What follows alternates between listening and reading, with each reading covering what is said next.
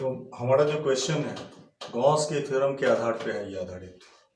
और इसमें हमें ये दिया गया है, एक स्फीयर दिया गया है जो यूनिफॉर्मली चार्ज्ड है, जिसका सेंटर O है और रेडियस R है, और उस रेडियस के बाहर एक कोई P पॉइंट है, यानी उस कॉन्सेंट्रिक जो यूनिफॉर्म चार्ज स्फीयर है उस स्फीयर के बाहर कोई एक P पॉइंट है, और उस P पॉइंट पर के लिए हमें इलेक्ट्रिक फील्ड का इंटेंसिटी फाइंड करना है, intensity of electric field on the basis of Gauss theorem.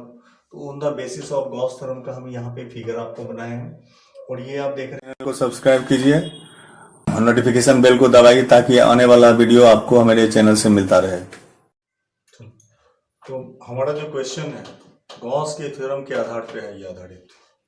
और इसमें हमें ये दिया गया है, एक स्फीयर दिया गया है जो यूनिफॉर्मली चार्ज्ड है, जिसका सेंटर O है और रेडियस R है, और उस रेडियस के बाहर एक कोई P पॉइंट है, यानी उस कॉन्सेंट्रिक जो यूनिफॉर्म चार्ज स्फीयर है उस स्फीयर के बाहर कोई एक P पॉइंट है, और उस P पॉइंट पर के लिए हमें इलेक्ट्रिक फील्ड का इंटेंसिटी फाइंड करना है, intensity of electric field on the basis of Gauss theorem.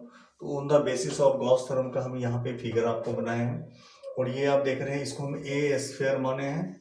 ये जो यूनिफॉर्म चार्ज स्फीयर है, ये इसका सेंटर O है और इसका रेडियस R हमने बताया। अब इसके लिए हम लोग जब इस तरह का इलेक्ट्रिक फील्ड हमें फाइंड करना होता है तो हम गॉसियन सरफेस का इमेजिन करते हैं, जो इमेजिन सरफेस है। और इस सरफेस, ये जो स्फीयर है, इस स्फीयर के ऊपर हम एक एक्स्ट्रा जो स्फीयर का इमेजिन किए हैं, जिसको हमने B से डिनोट किया है। अब इसका जो है O से डिस्टेंस P के बीच जो है वो R, हमने स्मॉल r ले रखे हैं, ठीक है।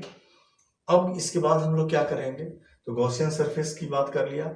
अब इलेक्ट्रिक फील्ड का आप डिफिनीशन जानते हैं, तो बाय जो सोर्स चार्ज होता है इलेक्ट्रिक फील्ड, वो इलेक्ट्रिक फील्ड होता है, आपको क्या होता है, E = 1/4πε0, और कैपिटल Q बाय क्या हो जाएगा, डिस्टेंस यहाँ से यहाँ तक O से P की बीच की दूरी जो है R है, तो उसके लिए हम लोग चर्चा करेंगे।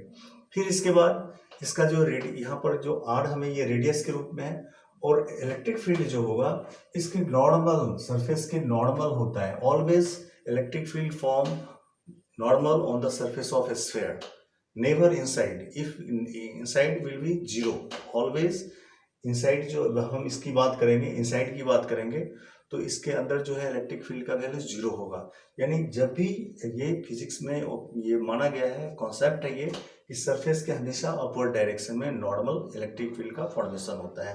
तो इसके आधार पर हमने पहले ये चार्ज की बात किया, और इसके ऊपर एक हम गॉसियन सरफेस की बात की, जिस सरफेस को हमने स्फीयर B के रूप में बताया, जो गॉसियन सरफेस है।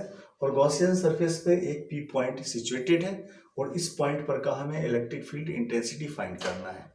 तो इलेक्ट्रिक फील्ड इंटेंसिटी फाइंड करने के लिए अब हमने पहले गॉसियन सरफेस की बात किया, तो इसका एरिया क्या हो जाएगा, जब इसका हम रेडियस स्मॉल r बता रहे हैं, इसका एरिया क्या हो जाएगा, एरिया ऑफ स्फीयर क्या होता है, तो 4πr² होता है, ठीक है।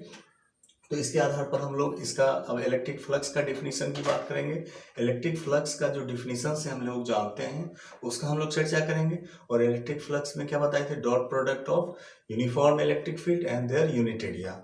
और इसके बाद हम इसका डेरिवेशन आपको बताएं, तो डेरिवेशन में बताएं φE = होता है E और A होता है। तो उसी के आधार पर हम लोग यहाँ पे लिखेंगे electric flux = we know that electric flux φE = E into क्या हो जाएगा, A हो जाएगा, which is E is the electric field and A is the area of the sphere. तो इसका हम लोग जिक्र यहाँ पे करेंगे, ठीक है। अब इसके बाद जो है, इस चीज़ को बतलाने के बाद ये सारा डिटेल हमने आपको बताया कि सपोज कर लिया कि A इज यूनिफॉर्मली चार्ज, ये दिख रहा है आपको, ये चार्ज है पूरा, यहाँ सेंटर पर Q है, और इस जो है चार्ज का फॉर्मेशन इलेक्ट्रिक फील्ड इसके ऊपर बनेगा। लेकिन इस पे हमें नहीं निकालना है, इसके बाहर एक जो है सो पॉइंट P रखा हुआ है, और इस P पॉइंट के लिए हमें इलेक्ट्रिक फील्ड इंटेंसिटी प्राप्त करना है, फाइंड करना है। तो उसके लिए हमने गॉसियन सरफेस की बात की। Q is the uniformly distributed on the surface, on their surface, इस पर यूनिफॉर्म जो है सो आपको डिस्ट्रीब्यूट किया हुआ है। From the centre of the charge sphere O R distance any point P is situated. अब इसके सेंटर से R दूरी पर एक P पॉइंट सिचुएटेड है, और इस पॉइंट पर के लिए हमें इलेक्ट्रिक फील्ड का इंटेंसिटी फाइंड करना है। किसके आधार पर?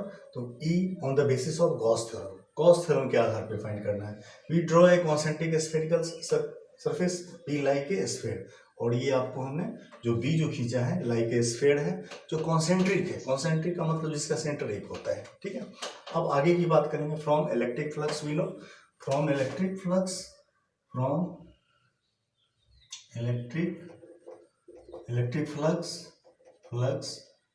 फाई इक्वल टू क्या होता है?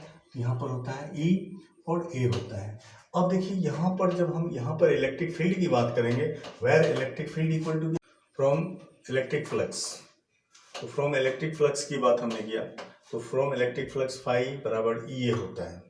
वेयर इलेक्ट्रिक फील्ड है यहाँ पे, ये field equal to E and area of the sphere A equal to, यानी कि एरिया ऑफ स्फीयर जो हम इस बी के लिए बता रहे हैं आपको, ए इक्वल टू 4πr² हो जाएगा। अब देखिए यहाँ पर show the total electric flux on the surface of the Gaussian surface be will be, phi equal to हमने क्या लिखेंगे? E A लिखेंगे, और phi E equal to E into 4πr²। ये जो ए हमने बताया area of the surface sphere of, तो ये 20 के लिए हमने बताया आपको, ठीक है। ये बी के लिए हमने ए बराबर 4πr², ना कि हम इसकी बात कर रहे हैं, हम ये बी की बात करें, गॉसियन सरफेस की बात कर रहे हैं। इसको हम लोग इक्वेशन मान लेंगे फर्स्ट। अब इसके बाद जो है, इसके बाद दूसरा जो है अकॉर्डिंग टू गॉस थ्योरम। अब हम गॉस थ्योरम से कंपेयर कर लें, तो from Gauss theorem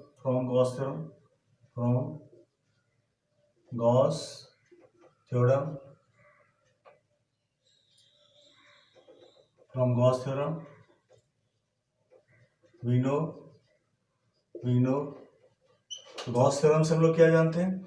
phi equal to क्या होता है? फाई इक्वल टू होता है Q/ε0। ये इक्वेशन सेकेंड हो गया। अब हम इक्वेशन फर्स्ट और सेकेंड से कंपेयर करेंगे। फ्रॉम इक्वेशन लिखेंगे, फ्रॉम इक्वेशन 1 and 2, यानी कंपेयर हम कर रहे हैं दोनों से, तो यहाँ पर भी फाई है और यहाँ पर भी फाई है, ये दोनों से कंपेयर कर रहे हैं, इससे और इससे। इसका मतलब ये बराबर क्या हो जाएगा? ये हो जाएगा।